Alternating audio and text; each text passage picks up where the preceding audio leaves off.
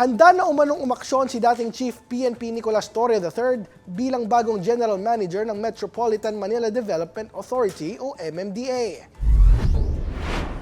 Tututukan umano ni Torre ang mga pasaway na traffic enforcer kasabay ng pinaigting na pagsasaayos ng daloy ng trapiko sa Metro Manila.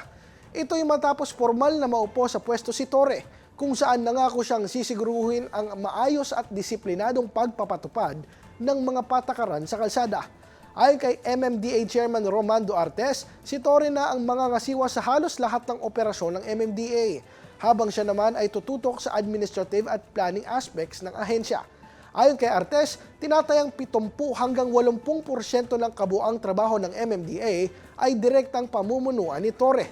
Kabilang sa mga pangunahing prioridad ng bagong GM ang pagdidisiplina sa traffic enforcers at pagrepaso sa traffic management sa mga kilalang choke point gaya ng Marcos Highway at Commonwealth Avenue. Tututukan din ni Torre ang solid waste management bilang bahagi ng mga hakbang upang maiwasan ang pagbaha sa Metro Manila.